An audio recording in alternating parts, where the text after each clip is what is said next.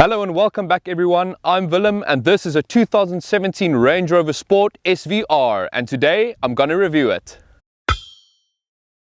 I'm going to start off the review talking a little bit about the background of the car.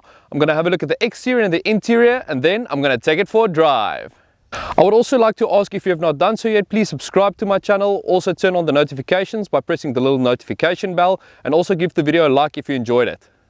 I would also like to thank Club9 for borrowing me this car for the day. They're situated in Brea Street in Cape Town. They've got an awesome selection of cool cars and classic cars and sports cars for sale. So if you are in the Cape Town area, do pop by. So the Range Rover Sport SVR was introduced in 2014 as a replacement for the previous generation Range Rover Sport Supercharged that ran from 2010 to 2013.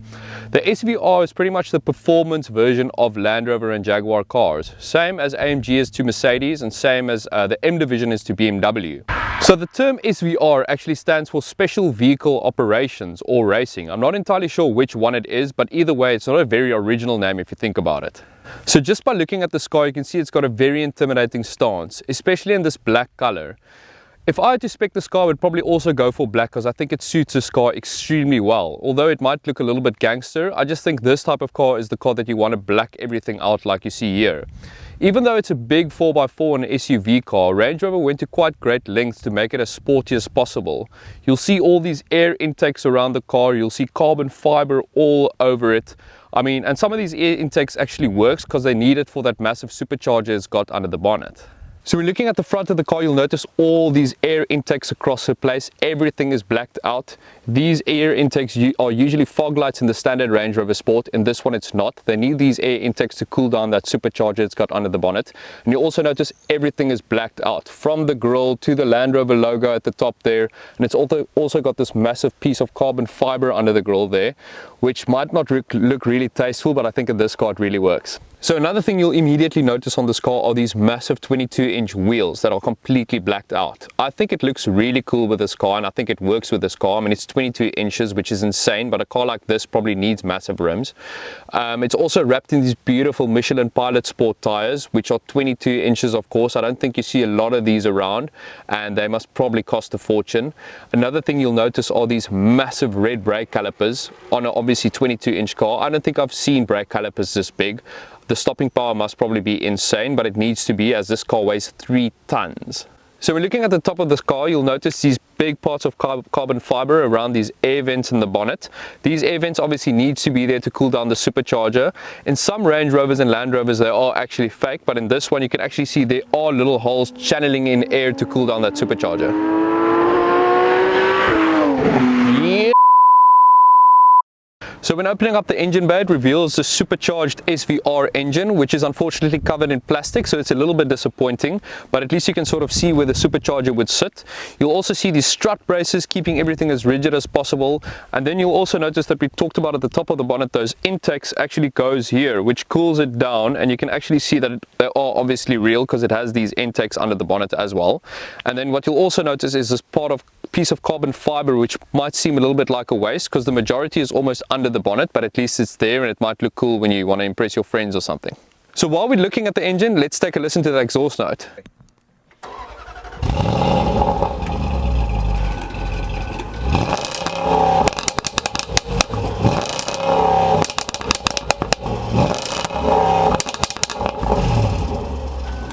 So looking at the back of the Range Rover Sport SVR, the first thing you'll notice is this sort of wing here at the back here. Range Rover says that it actually brings actual downforce to this car, which in the other Range Rover Sports, especially the diesel ones, obviously it does nothing.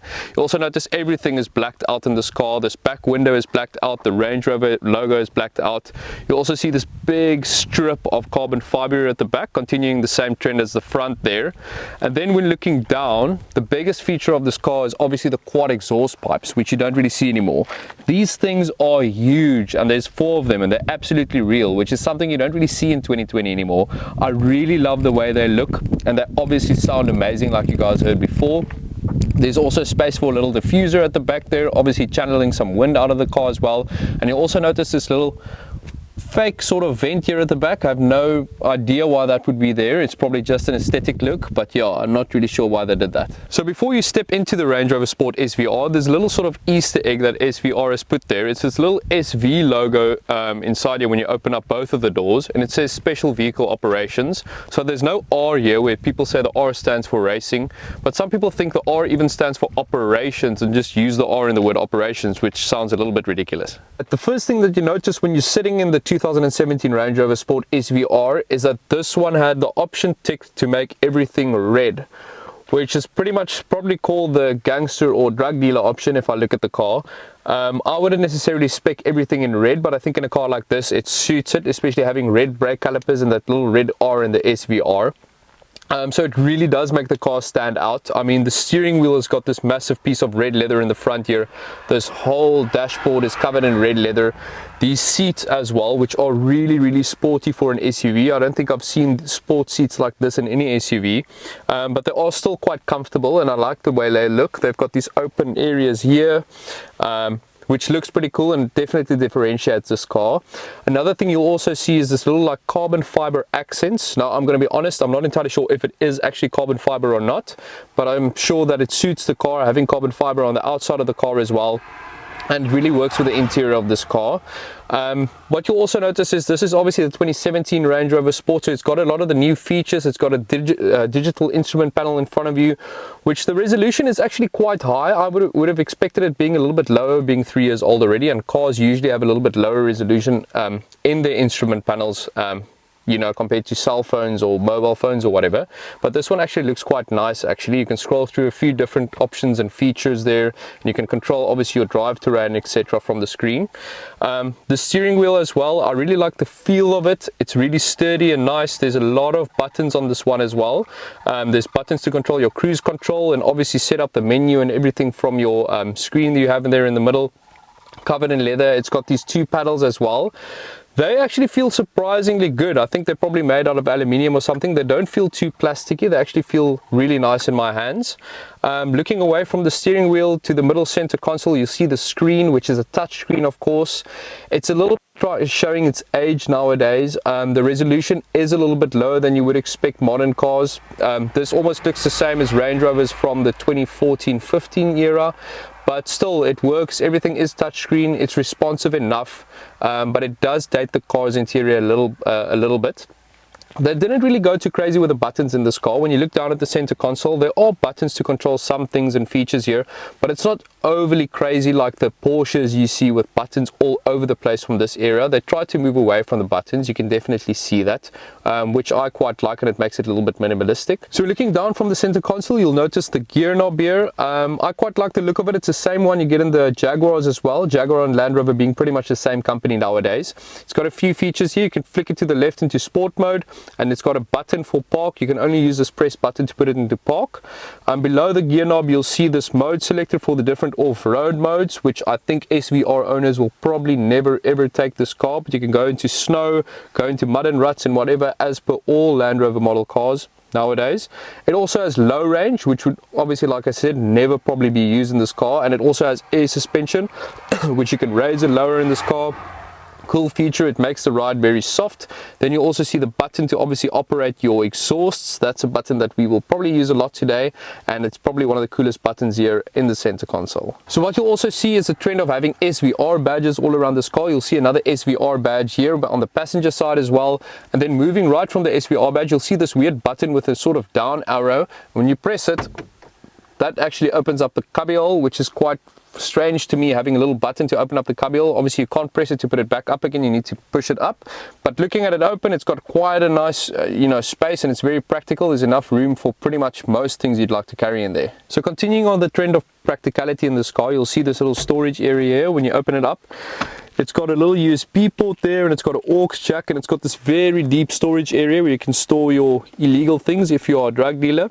And also some of these usually comes with a little fridge compartment, which this one does not have, but I wouldn't personally spec the fridge compartment. I've seen a lot of these where it's being used to keep keys and wallets and things in, and just scratches in this little fridge area. So if you don't use it, why would you take that option in anyway? So we're looking at the top of this car, you'll notice this nice Alcantara roofline, which I really like. I love Alcantara, like I said in a lot of my videos. And you'll also see this big panoramic sunroof at the top here, which is a feature that I will definitely tick. I love this like airy feeling inside the car. I think it looks really cool. This one can open up, of course. And obviously it helps you if you want to listen to that engine as well, to open up the roof and just, yeah, listen to that crazy noise. So when sitting in the back of the Range Rover Sport SVR, the first thing you'll notice are these back seats. Usually in sports cars, the front seats are sports cars seats and the back seats not. This one has almost the same identical seats that the front passengers get, which I think is pretty cool. It's like Land Rover said, let's give the back passengers the same experience, or the same sporty experience, as the people in the front. But they are really comfortable. There's enough leg room for me back here. There's enough headroom as well. I think 4 people should be fine on a long journey, even 5 maybe, because there is a little bit space here in the middle as well. So yeah, nothing really to complain about in the back of this car. So one other cool feature is when you start up this car, everything sort of moves towards the driver and it sort of snugs you in to be ready to go for a proper drive. Let me just show you guys. The seat and the steering wheel actually moves forward and it feels pretty epic. So that concludes my exterior and interior review of the car. Before I take it for a drive, if you like the jersey that I'm wearing, head over to Izzy Sekkei's Instagram account and check out all his cool apparel. I'll drop a link below. And now it's time to take it for a drive. So when setting off in the 2017 Range Rover Sport SVR, the first thing that you'd notice is how smooth the ride is. It just really feels like a standard Range Rover Sport. It's in normal mode now and it just cruises along. It's smooth, it's soft, that air suspension just really helps, and I think that's what a buyer of this car would like to have. This being an SVR, I expected it to be a little bit more harsh and a little bit more stiff feeling.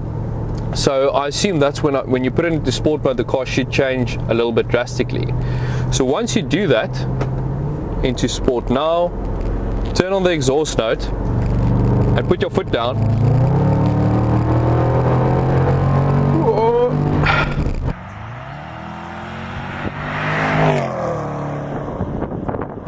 This car turns into an absolute animal. It's really a crazy feeling when you drive this big car with that horsepower output.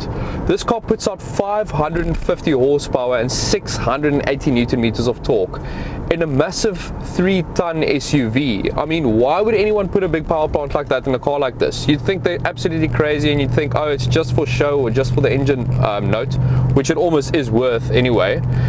But no, this car performs really well. There's a corner coming up and this car just sits to the road. Obviously being 4-wheel drive, you'd think that it would sit to the road, but there's something about this car when driving it around corners where it feels light and nimble. It does not feel like 3 tons. It's really crazy. I really don't know how Land Rover managed to do that, but they did.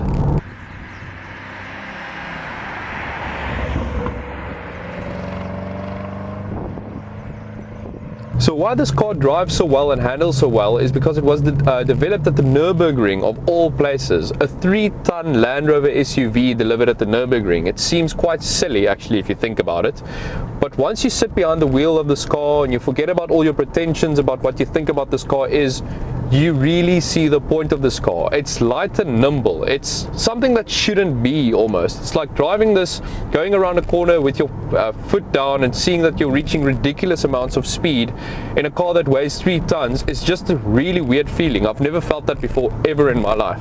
So like I said, this car being developed at the Nürburgring, they put in the ZF 8-speed transmission, which is quite a famous transmission nowadays, used in a lot of BMW models.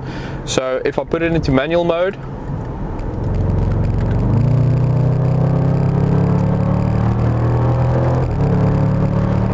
gear upshifts are really nice and quick and responsive in something big like this. I don't think you can ask for anything else. I'm quite impressed by these gears. Obviously, like I said, it is a ZF box, so you wouldn't expect much less. So one of the car's party pieces is the exhaust note.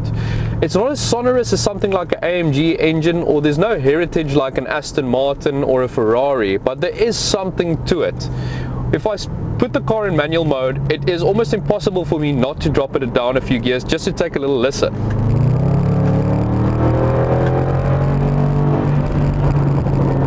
And it makes these most amazing pops and bangs and crackles on the overrun like you can hear now.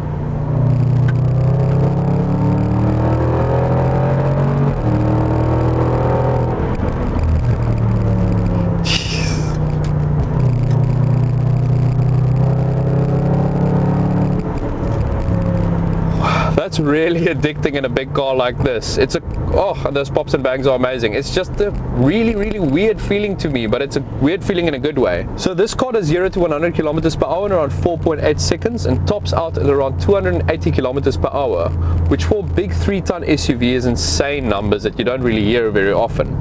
This car also has these beautiful Pilot Sport Michelin tires on, which makes it stick to the road a lot. I think that also helps around the corners, because around the corners you would not say this car weighs 3 tons. It feels like any other sports car, even better, and I've driven quite a few in my life. Okay, so we found a little piece of open road here, so I'm going to try and launch the car. Even though it doesn't have launch control, I'm going to put it in sport mode here. Exhaust note is on. Let's build up some revs.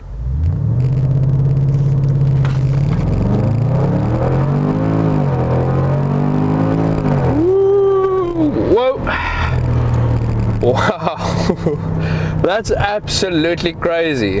That is really, really, really crazy in a 3-ton car.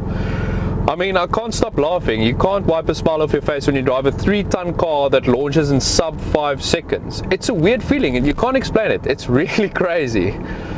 That can get very, very addictive. So when you think about a buy of a car like this, you need to start thinking about the price of a car. This car retails for 1.2 million rand currently. It's got almost 100,000 kilometers on the clock, which sounds like a lot of money. As you know, Land Rovers are quite infamous for their depreciation. But think about the fact that that a Lexus RX 350 brand new costs around the same money, which is absolutely, I mean, you can't compare the two cars. I was always sort of against the whole thing of a big SUV with a massive engine until I've driven this car. This car really puts a smile on my face every time I put my foot down. It's really, really a fun car to drive. If I had the money, I would instantly go for a car like this, and I would almost recommend anyone to do the same if they are obviously aware of the out-of-service repairs and costs of something like a Land Rover or a Range Rover, which can be quite a lot. But if you are aware of that and you know what you're getting into, go out there and buy one right away. Thanks for watching the review.